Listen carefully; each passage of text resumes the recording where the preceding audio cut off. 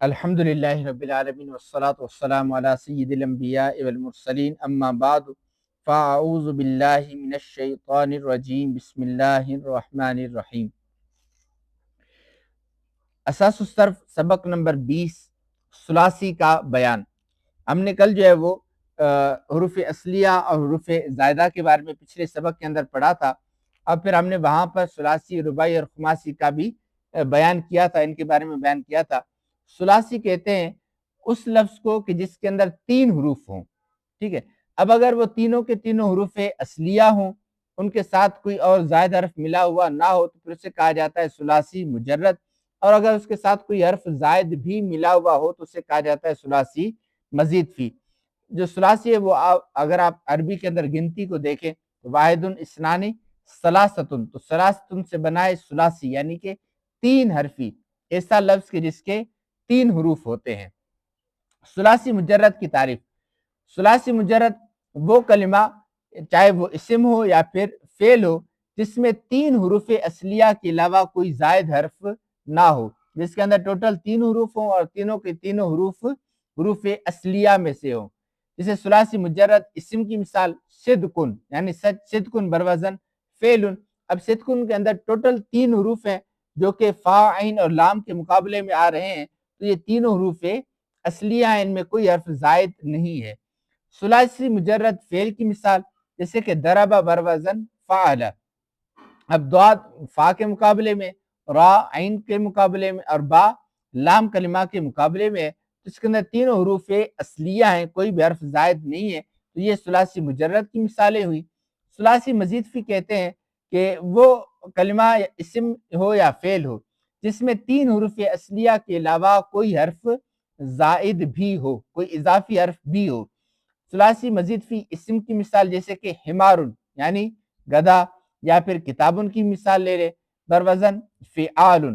اب یہاں پر ہا، میم اور را، یہ تو حروف اصلی یعنی فا، عین اور لام کے مقابلے میں آ رہے ہیں، اس وجہ سے حروف اصلیہ ہیں، جبکہ الف جو ہے وہ الف کے مقابلے میں آ رہا ہے، تو اس وجہ سے الف جو ہے وہ زائدہ ہے۔ اب چونکہ 3 حروف اصلیہ کے ساتھ ایک حرف زائد بھی پایا جا رہا ہے تو اسے کہا جائے گا ثلاثی مزید فی۔ اور ثلاثی مزید فی فعل کی مثال جیسے کہ اکرم بروزن افعل۔ اب یہاں پر جو ہے اکرم میں کاف، را، میم، یہ فا، عین اور لام کلمہ کے مقابلے میں آ رہے ہیں، جبکہ حمزہ جو ہے وہ حمزہ کے مقابلے میں آ رہا ہے، حمزہ حرف میزان کا حرف نہیں ہے، اس وجہ سے حمزہ ہوگا حرف زائدہ۔ اور چونکہ یہاں پر 3 حروف اصلیہ کاف، را، میم کے ساتھ ایک حرف زائد بھی موجود ہے، تو اس وجہ سے اسے کہا جائے گا ثلاثی مزید فی۔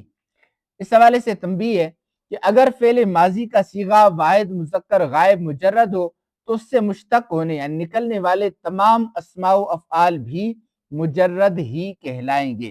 جیسے کہ صیغہ واحد مذکر غائب ہے ضرب، اب ضرب جو ہے ضاد، را، با، فا، عین، لام کے مقابلے میں آ رہے ہیں، یہ حروف اصلیہ ہیں۔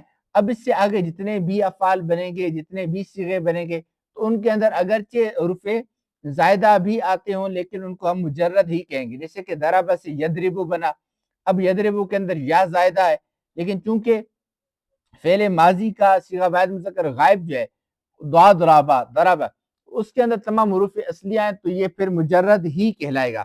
اب یا پھر ضرب سے ہم نے بنایا ضربا، ضربو، اب ان کے اندر الف اور واو زائدہ آ رہے ہیں لیکن پھر بھی ان کو ہم مجرد ہی کہیں گے کیونکہ صیغہ واحد مذکر غائب جو ہے وہ مجرد ہے۔ اور اگر فعل ماضی کا صیغہ واحد مذکر غائب مزید فی ہو تو پھر اس سے مشتق ہے نکلنے والے تمام اسماء و افعال بھی مزید فی ہی کہلائیں گے، اگرچہ وہ آگے جا کر کوئی مزید حرف جو ہے اس کو قطع کر دیا جائے، اس کو کاٹ دیا جائے، نکال دیا جائے، لیکن پھر بھی وہ کلمہ جو ہے وہ مزید فی ہی کہلائے گا۔ تمرین سوال نمبر 1 ہے ثلاثی مجرد اور ثلاثی مزید فی کی تعریف اور مثال بیان کریں۔ سوال نمبر 2 درج الفاظ میں سے ثلاثی مجرد اور ثلاثی مزید فی الگ الگ کریں، جس طرح کہ علم، صعب، سمع، یہ تینوں کے تینوں حروف الفاظ جو ہیں وہ ثلاثی مجرد ہیں۔ ازلم مزید فی ہے، جمع مجرد ہے، انکح مزید فی ہے، نصر مجرد ہے، حاسب مزید فی ہے، اور بطلہ جو ہے وہ مجرد ہے، ٹھیک ہے۔ تو اللہ تبارک و تعالی ہمیں جو ہے وہ افعال کی پہچان کرنے کی توفیق عطا فرمائے اور ان کو اچھے انداز سے استعمال کرنے کی بھی توفیق رفیق عطا فرمائے۔